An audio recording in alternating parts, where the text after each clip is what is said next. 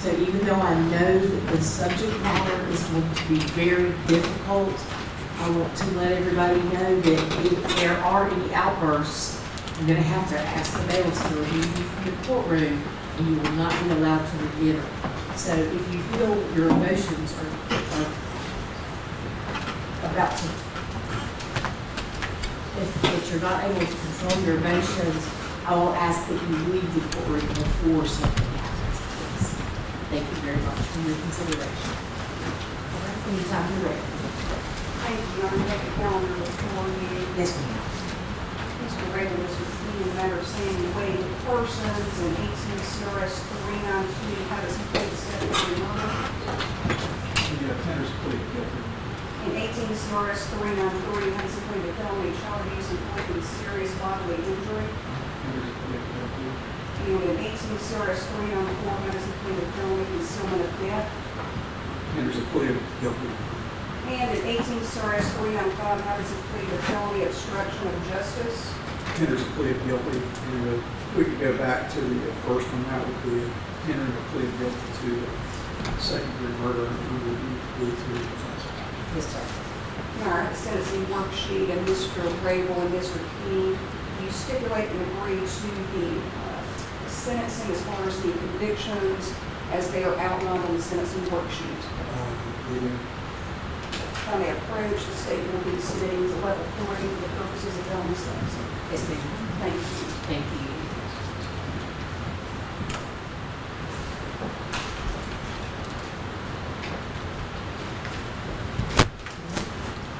Sir, please tell me your name and your birthday. Samuel Parsons, December 2nd, 73. Sir, are you able to hear and understand me? You understand that you have the right to remain silent, and any statement you make may be used against you. And what grade level can you read and write? It's about 8. Are you now using or consuming alcohol, drugs, narcotics, medicines, pills, or any other substances? Hershey medicine. And is that medication a prescription medication? Yes, ma'am. Are you taking that like your doctor has prescribed it for you? Yes, ma'am. Does it impair your ability to understand anything that's going on in the courtroom today? No, ma'am. Do you believe that your mind is clear today and you understand what you're doing in this hearing? Yes, ma'am. Have the charges been explained to you by your lawyers? Do you understand the nature of the charges? And do you understand every element of each charge? Yes, ma'am. Have you and your lawyer discussed the possible defenses, if any, to the charges? Yes, ma'am. Are you satisfied with your lawyer's legal services? Yes, ma'am. Do you understand that you have the right to plead not guilty and be tried by a jury? Yes, ma'am. Do you understand that at such trial you have the right to confront and cross-examine witnesses against you? Yes, ma'am. Do you understand that by your plea that you give up these and other important constitutional rights to a jury trial? Yes, ma'am.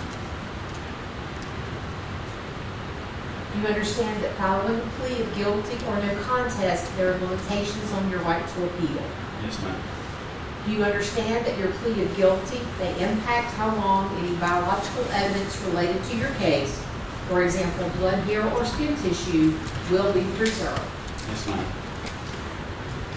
Do you understand that you are pleading guilty to 1 count of second-degree murder, a Class B2 felony that carries a maximum punishment of 484 months, felony child abuse inflicting serious bodily injury, a Class C felony that carries a maximum punishment of 231 months, felony concealment of death, a Class D felony that carries a maximum punishment of 204 months, and felony obstruction of justice, a Class H felony that carries a maximum punishment of 39 months, for a total maximum punishment of 958 months.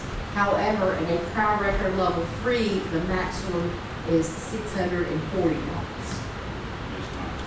Do you now personally plead guilty to the charges I just described? Yes, ma'am. Are you in fact guilty? Yes, ma'am.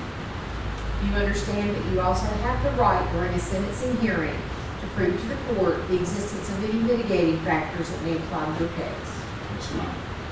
You understand that the courts have approved the practice of plea arrangements, and you can discuss your plea arrangement with me without fearing my disapproval. Yes, ma'am. Have you agreed to plead guilty as part of a plea arrangement? Yes, ma'am. The prosecutor, your lawyer, and you have informed, your lawyers and you have informed the court that these are all the terms and conditions of your plea, that you are entering a guilty plea to second-degree murder in file number 18 CRS 392, which is a B2 felony, and you understand that you're a level 3. Felony child abuse inflicting serious bodily injury at 18 CRS 393, which is a Class C felony. Felony concealment of death at 18 CRS 394, Class D felony, and felony obstruction of justice in 18 CRS 395, a Class C felony. The sentencing will be in the discretion of the court. Is the plea arrangement as set forth within this transcript, as I've just described it to you, correct as being your full plea arrangement? Yes, ma'am. Do you now personally accept this arrangement? Yes, ma'am. Other than the plea arrangement between you and the prosecutor, has anyone promised you anything or threatened you in any way to cause you to enter this plea against your wishes? No, ma'am. Do you enter this plea of your own free will, and do you fully understand what you're doing? Yes, ma'am. Do you agree that there are facts to support your plea, and do you consent to the court hearing a summary of the evidence? Yes, ma'am. Do you have any questions about what's just been said to you, or about anything else connected to your case? No, ma'am. Thank you, sir. Madam Clerk, would you swear me, please? First, let's have the Bible raise your right. You solemnly swear the answers that you've given in open court are true and correct. Yes, ma'am. Thank you, sir. Yes, ma'am. Thank you, Mr. Rabel, Mr. King, stipulate for factual basis for the plea and allow the state to narrate. We do, Your Honor. This investigation began on July 30th, 2013 with Jamie Parsons, who was approximately 20 years of age at the time, and his uncle Scott Parsons met with deputies at the sheriff's office in reference to Jamie's sister, Erica Lynn Parsons. Jamie stated that he was living at his parents' house, Casey and Sandy, located at 218 Miller Chapel Road in Salisbury, Rowan County, until 2 months ago when he moved in with his uncle Scott Parsons. Jamie stated that in December of 2011, his adopted sister Erica, who was approximately 13 years of age at the time, disappeared from his parents' residence. When he woke up one morning around 8 a.m., his mom Casey and his father Sandy were not there. As he started to look for them, they were driving up the driveway. His mother Casey told him they had been to Asheville. Jamie asked where Erica was at, and Casey told him they had taken Erica to stay with her biological grandmother in Asheville. Jamie stated that his father's face was pale white. Jamie stated that Erica never returned to the home. His uncle Scott, who is this defendant's brother, stated that Sandy would give different stories when he asked what happened to Erica. Scott recalled on one occasion that his brother Sandy told him he just didn't want to talk about it. Jamie stated that both he and Erica had been abused in the home, more so Erica than him. He stated that on more than one occasion his mother Casey would place Erica's hand on a hot stove as punishment. He stated that Casey would have the other children in the home hit Erica. Jamie stated that Erica had scars on her back from the abuse, and stated that in 2007 or 2008 that he, Jamie, had accidentally broken Erica's arm. Jamie stated he did not report the abuse because he was scared of his mother Casey and didn't know what his parents would do to him.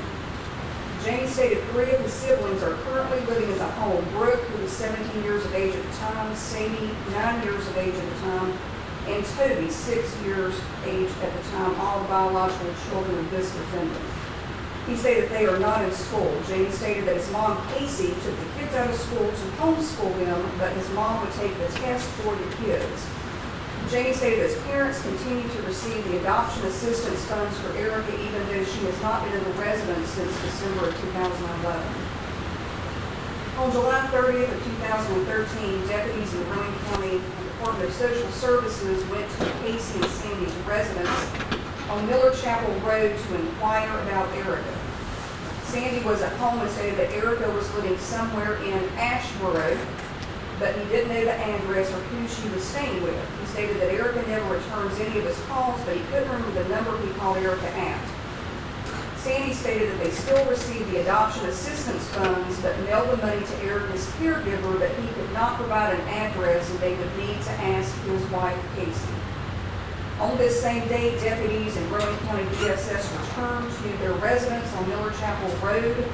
Sandy stated he still did not have any information. His wife, Casey, though, came home and stated she knows where Erica is and that Erica is safe. Casey stated that Erica is living with her biological grandmother, Irene Goodman, in Asheville. Casey stated they were still receiving the adoption assistance checks along with food stamps for Erica.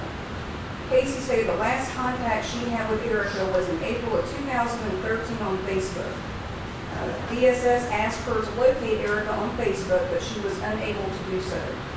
Then Casey located a girl on Facebook with the same name as Erica and stated to DSS that that was Erica. However, this girl resided in Gastonia. Both Casey and Sandy say that someone was setting him up as revenge. On July 31st of 2013, deputies spoke to Scott Parsons, who stated that Casey had called his phone several times, leaving voice messages cursing her son Jamie, and she stated that Jamie needs to keep his effing mouth shut. Officers located Erica's biological mother, Carolyn Parsons, who stated that Erica could not be living with Irene Goodman because Irene Goodman has been dead for several years. The investigation was then turned over to the Rowan County Sheriff's Office, CID, for further investigation. On August 3rd, 2013, the Sheriff's Office entered Erica as a missing person, and Casey and Sandy Parsons began to become uncooperative with law enforcement. A few days later, DSS took custody of Sadie and Toby. The SBI and the FBI began its assistance in the missing person investigation in Kansas neighborhoods, including residences where Casey and Sandy had previously lived. On August 11th through the 13th of 2013, both Casey and Sandy Parsons went to California with their attorney at the time to appear on the Dr. Phil show under the guise of helping to find Erica.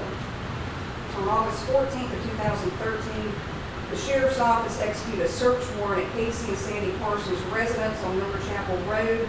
An FBI agent located a closet identified in Rick Parsons' bedroom that had marks consistent with a latch that had previously been on the door. Inside the closet, the FBI agent located a substance consistent with blood. The FBI lab results were pieces of carpet from the closet floor were collected. One of the swab samples confirmed the presence of DNA from 3 or more people, with Erica as being the major contributor. One of the swab samples confirmed the presence of DNA from 3 or more people, and Erica could not be excluded as a potential contributor to the mixture. One swab was not suitable for matching purposes. 2 swab samples confirmed the presence of DNA from 2 or more people, with Erica as a major contributor. Swabs from the closet baseboard and drywall confirmed that Erica was the source of that particular DNA. And Janie Parsons confirmed to law enforcement that that was the closet that Erica would be kept in. On August 20th or 21st of 2013, the Dr. Phil show aired. During the 2-day episode, the Sheriff's Office received approximately 350 phone calls, ranging from psychics to mediums and other people who claimed to have seen Erica and knew what happened to her. By the end of August of 2013, Casey and Sandy Parsons had moved to Fayetteville, North Carolina. During the investigation, the Harris County DSS documents revealed that from January 2012 until August of 2013, Casey and Sandy Parsons received approximately $12,680 in adoption assistance funds for Erica. Medicaid confirmed that there was not any Medicaid billing for any medical treatment for Erica from December 1st of 2011 to July 31st of 2013. National databases were viewed to see if Erica's social security number was used. DMV databases were also reviewed in all 50 states after she would have turned 16 to see if she had obtained a driver's license, and there was no trace of her. As the investigation into Erica's disappearance continued, on July 30th of 2014, Casey and Sandy Parsons were indicted by the U.S. Attorney's Office for the Middle District of North Carolina for federal fraud charges to include the adoption assistance funds involving Erica. On August 6, 2014, Casey pled guilty to those federal charges and received approximately 10 years in federal prison. Her estimated date for her to complete this particular sentence appears to be October 29th of 23. On October 27th of 2014, Sandy Parsons was found guilty by a jury of federal charges and was sentenced to approximately 8 years in federal prison. His estimated date for him to complete his federal sentence appears to be March 14th of 22. On August 8th of 2013, during the investigation, detectives spoke to Jamie Parsons, who stated in part, "I've been trying to say something about Erica for a long time. I would tell Mama I was going to tell the cops. I was going to tell them you beat Erica. Mom would say, Jamie, I didn't beat Erica, you did." That was when Erica was still there. The past few years since Erica has been missing, I would bring it up about her being gone because I thought it was weird and things just didn't add up. I moved in with my Uncle Scott 2 months ago. Me and my mom were fighting too much and I couldn't take it anymore. The night before Erica disappeared, Mama had made her stand in the corner of every room. Mama went in to keep her from eating anything in the kitchen. Erica acted like she didn't feel good. For about a week prior, she was telling Mama she couldn't breathe or something like that and that she was sick, but Mama would tell her, "I don't care, get back in the effing corner." The day before Erica disappeared, Mama hit Erica on the body, anywhere with the belt buckle at different points during the day. That night, Erica went to sleep in Mama's room, either in the corner on the floor or in Mama's closet like a doll. She wasn't allowed to sleep in a bed and didn't even have one. Around 9 to 10 p.m., I went to my room. I live in an outbuilding. Erica was standing in the living room corner beside the TV. That was her main place before I walked out. She was nodding off, and Mama would get pissed at her when she would do that. Her fingers were cut open, she smelled bad, had infections. Mama would put iodine on it or something so she didn't have to take her to the doctor. Dad wouldn't just randomly beat Erica unless provoked by Mama. He does whatever Mama does and tells him to do. If he would yell at Sadie, Mama would get mad and tell him, "Why don't you do that to that effing bitch?" Pointing at Erica in the corner. That's when Daddy would jump up and do what Mama told him to do. That Mama and Daddy would mentally and physically abuse me too. The morning Erica was gone, I got up really early. The sun was just coming up. I went to watch TV in the living room. About 30 minutes later, Mama and Daddy pulled up. Daddy looked white as a ghost, just wasn't acting right. I opened the door and asked them where they had been, and nobody answered me. Daddy looked like he didn't feel well, didn't say anything. I asked where Erica was, and Mama said they took her to Asheville to go stay with Angie for Christmas. They went on like normal. I asked how long she was going to stay there, and she said 2 weeks. Days after that, Mama said she was going to live with her. About a month later, I asked how Erica was doing, and Mama said she was doing good and has a cousin up there my age. If I asked my dad, he would just say he didn't want to talk about it. Jamie Parsons also provided to Lieutenant Moose that Erica was treated different than the other kids, that Mom hit Erica with belts and electrical cords and give Erica friendly reminders, meaning bending her fingers. Jamie said that Mom would accuse Dad of treating Erica better than the other kids, and Dad would get mad and sometimes choke Erica. The last time, the night before she disappeared, I saw Erica. Her face was swollen, her skin color was pale and grayish, and she smelled bad. On the morning Erica was missing, I saw my mom with a blue plastic container towed in the garage. On August 9th of 2013, Erica's younger sister, Sadie Parsons, who was approximately 9 years old at the time, stated that she didn't want to talk about Erica because it made her upset. However, on September 2nd of 2016, approximately 3 years later, Sadie Parsons, who was approximately 12 years old then, provided information in part. 2011, Casey said that Irene Goodman, man, came to her house to pick up Erica, and everyone was waving goodbye to her. Casey said she would talk to Erica on Facebook or Skype, but when Robin tried to find Erica on Facebook, Casey said Erica had blocked everyone. On May 2nd, 2016, Lieutenant Moose spoke with Randall Ashley, Robin's husband, who stated in part, "When Erica first came to my house, I was at work and Robin called me and said Casey brought Erica over. Casey told her that Casey, had abused Erica and wanted to leave Erica with us. Erica stayed with us a couple of days to maybe a week. Casey came back to get her. We were prepared to keep Erica after Casey came and got her. Robin called DSS. Casey found out about DSS and she blamed Robin. We didn't have much to do with Casey and her family after that. Later, when Erica was around 6 or 7 years old, Robin called me again and said Casey was wanting to give us Erica again. I told Robin that was fine, but I wanted papers drawn up this time. Erica came to live with us again. We enrolled her at elementary school. She had started to grow and gained weight. Casey came and then took Erica back, and I remember Casey telling how much she had the chair Casey sits in. She didn't talk too much. I knew something was wrong between Erica and Casey. The first time I saw bruises on Erica most of the time, Casey would always have an explanation for the marks and bruises. While Sandy and his family lived with us in 2010, Sandy and Casey and the family went to the beach. We thought Erica went with them. About 2 or 3 days later after they left, we found Erica under a bunk bed.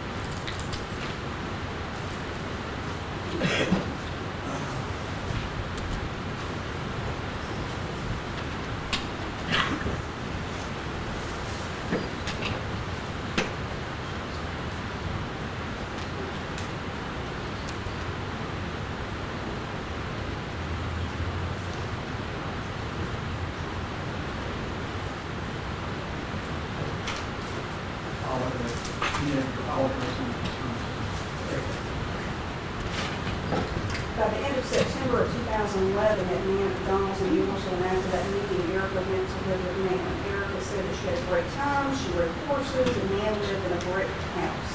By February of 2012, that was the last time she spoke with Erica. Casey said that Erica never had any broken bones. December of 2011, she and Sandy took Erica to McDonald's in Mooresville to meet Nan. On August 14th of 2013, Casey Parsons again spoke to investigators, and she stated in part,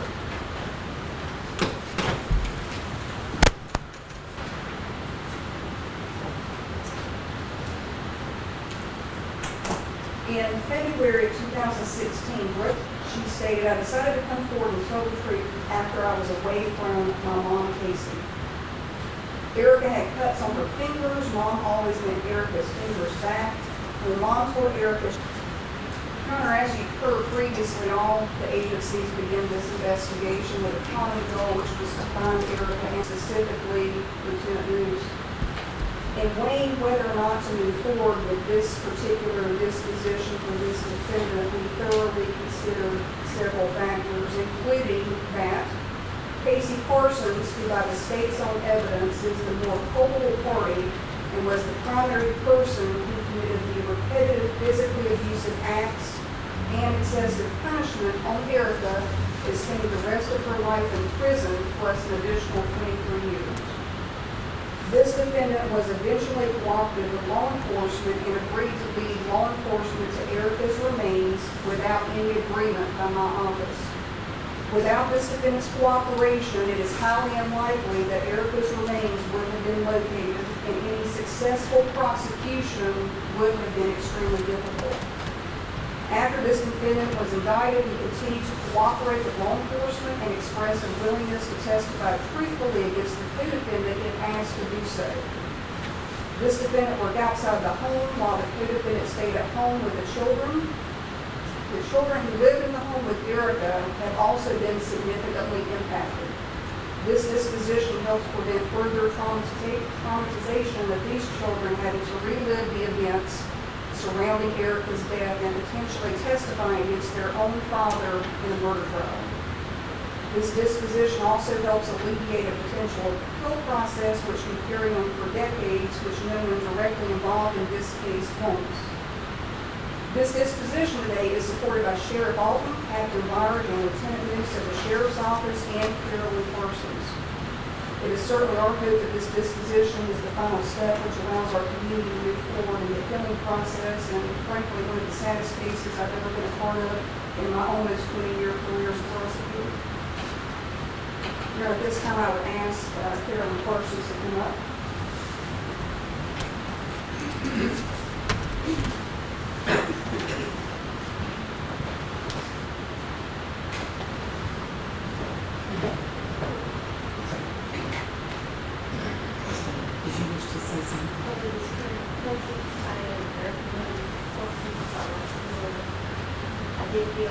Erica for adoption when she was younger.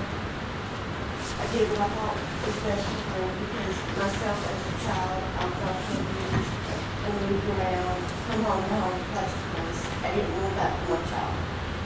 No parent in their life wants that. I thought I was giving Erica to family who would love her and care for her and take care of her in a way that I couldn't. I didn't have a steady home, I didn't have a steady job, couldn't provide for her. Would I do it again? No. I would take her with me and I would raise her. I would raise my children, my older three, that under no circumstance, family always comes first. It doesn't matter what you're doing, your family comes first. This is where it gets me.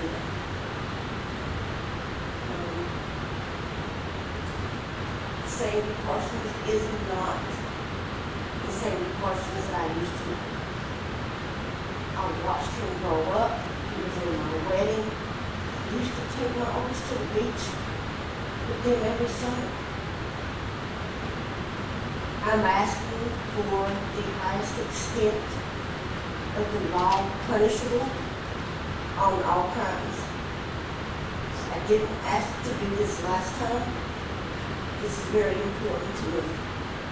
I will say it to you, and then I will ask if I may, standing beside of Brandy and this gentleman right here, if you will allow me to look Sandy in the face and say it to him. I used to love him. Now I hate him. And I hope he gets what's due to him.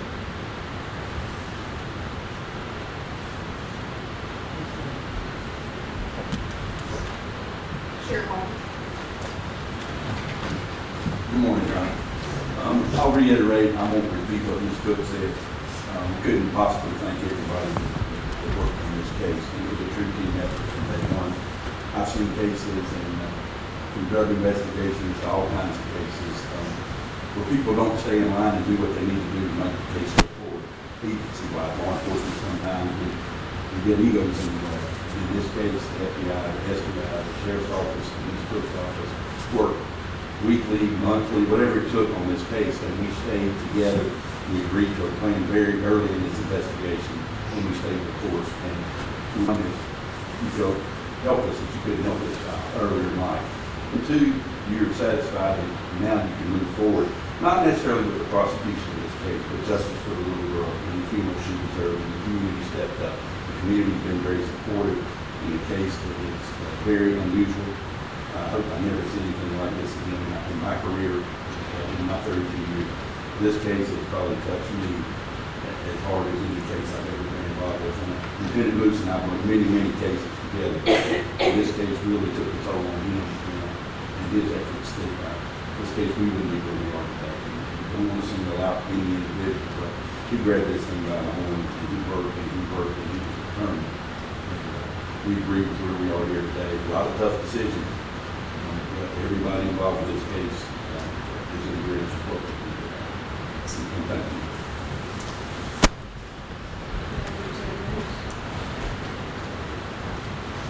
John, I want to thank Ms. Cook and the DA's office for the hard work on this case and support of Lady Wire to get all the have my back on that. And we support this for you. And like I said, the maximum. I want to thank all the agencies. All of the country.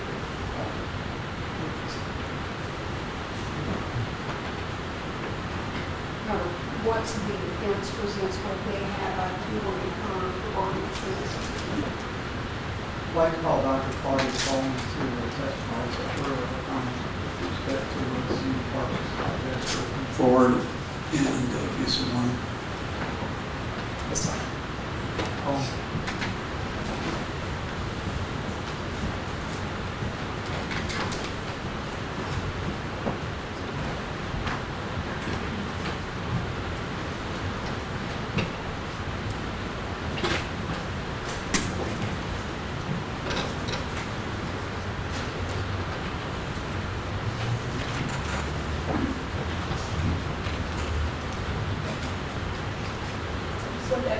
sure that this will compile sound contrary truth, the whole truth, and nothing but the truth, so help you God? I do.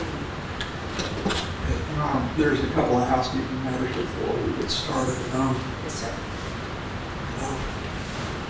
In this matter, upon consideration of the record, proper evidence for factual presentation offered, answers of the defendant, statements of the lawyer for the defendant, and statements of the prosecutor, the court finds that there is a factual basis for the entry of the plea. The defendant is satisfied with his lawyer's legal services. The defendant is competent to stand trial, and the plea is the informed choice of the defendant and is made freely, voluntarily, and understandingly. The defendant's plea is hereby accepted by the court and ordered before. Thank you very much, ma'am. Dr. Coleman, could you say your name for the court, please? Yes, my name is Claudia Reeves Coleman. And Dr. Coleman, Defendant's exhibit. and Dr. Coleman, have you been accepted by the Superior Courts of North Carolina and other courts as an expert in the field of forensic psychology and clinical neuropsychology? Yes, I have. And could you even estimate how many times you've testified in court as an expert? Well, generally it's kind of averaged out to, in recent years, a little less, but maybe about 4 or 5 times a year. Not so many the first 2 or 3 years I worked, but that's for like 37 years. And have you also examined defendants at the request of Superior Court judges, Yes, I have. in addition to defense attorneys, is that right? Yes. We would tender Dr. Coleman as an expert in the field of forensic neuropsychology. Court receives Dr. Coleman as an expert in forensic nurse. Dr. Coleman, did you receive a request from myself to examine the defendant, in this case Sandy Parsons? I did. And you see him sitting beside him today? Yes, sir. And did you meet with him on more than one occasion and interview him about his childhood and past history and current condition? I did. I saw him twice at the local Rowan County Jail. All right, could you summarize? In hearing his experiences growing up, he explained that he had been physically and mentally abused by a stepfather when he was small and when he was younger. And he had also suffered psychological abuse at school because of his learning problems and his stuttering. Did he mention anything specifically that happened to him when he was growing up? Well, he talked about the beatings that his stepfather gave him, and just he said one time he hung him up by his heels and ankles. We talked about that. And the stepfather that you're referring to, is he deceased now? Yeah. I understand. With respect to the stuttering, did Mr. Parsons reveal any consequences or problems that created for him growing up? Yes, particularly in school, children are cruel, and he was teased and taunted and made fun of because of his stuttering and because he had difficulty learning, verbal learning and reading. And did you have occasion to review his school records and testing? Yes. And did that show up in your review of those materials? Could you explain to the court what you saw remarkable in those school records? Well, primarily that he did have learning difficulties and that reading was pretty primary, but he did not do well in school and his grades suffered. He eventually dropped out. And how would you categorize those learning difficulties and stuttering? How is that? It's more of a neurodevelopmental disorder, and that's a disorder that's present. Autism is one, reading difficulty is one, stuttering is one, and characteristics of someone who would be classified as dangerous despite this history of this relationship and the death of Erica. And Dr. Coleman, based on your review of all the discovery, received a letter from Sadie Parsons, who was in school today, and I would like to read a letter that she wrote to Sandy last Father's Day. And I would point out that Mr. Parsons receives letters every month, almost weekly, from Sadie, so it'd be indicative of their relationship. Happy Father's Day. This is to say, to wish you a very happy Father's Day. There's a difference than a father and a dad. Dads make the baby and then leave and don't bother looking back. Fathers support their child no matter what and loves them. I'm 1,000% sure you're a father. I love you very, very much, Dad. I miss you lots, Dad. I know you're not always at your brightest, but I need you to keep your head up and smile. Dad, I know it's hard, but I'm here for you. I love you very much, Dad. Sorry I didn't get you a card. I didn't go to the store in time. Make sure you write me back, please. I'm going to end here and write again really soon. I love you lots. Love, Sadie. And she is in her early teens when she wrote that. Sadie has also written to Your Honor, Dear Judge, I have a dad that I can see and do things with instead of talking through a phone. And that's signed from Toby Parsons.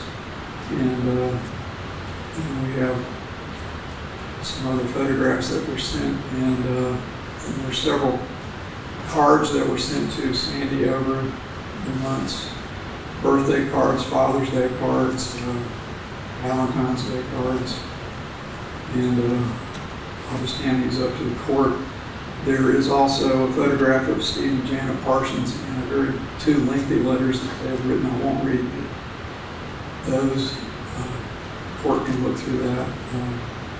But I would hand these up for the court's consideration. We're not moving to introduce them to evidence. Yes, sir. Yes. There you go. Thank you.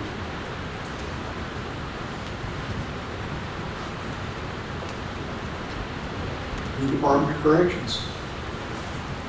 So I think that it is proper for the court to understand the impact of the sentence on his children, and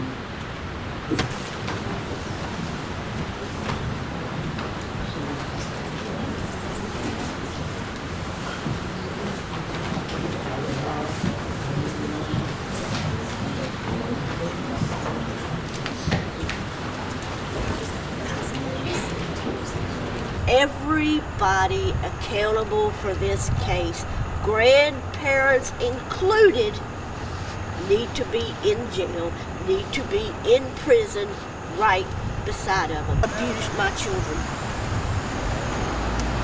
You can fix the situation if you choose to. The old saying used to be, are you a man or a mouse? He makes a mouse look good. A minimum of 34 years. I don't get my child back. Why should you get your life back? I don't get my child back. Why should your kids get you back? My children don't get their sister back.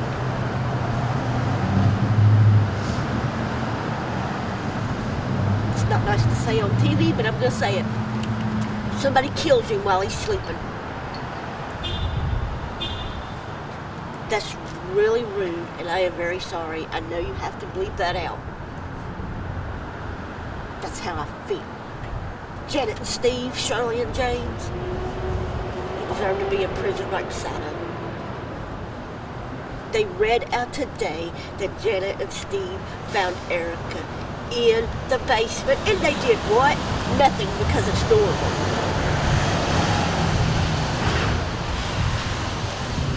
Because it's normal. What is normal about child abuse?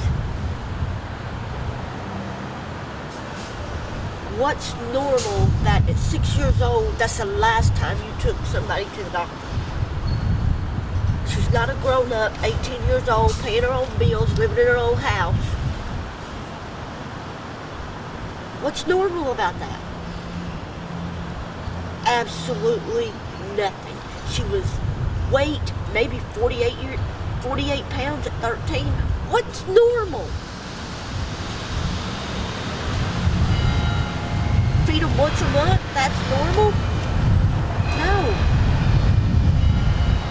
And I'm working on changing that. I was here for Casey's trial. I don't think it's fair. I don't think it's fair at all that they get to live and that my sister is 6 feet under the ground.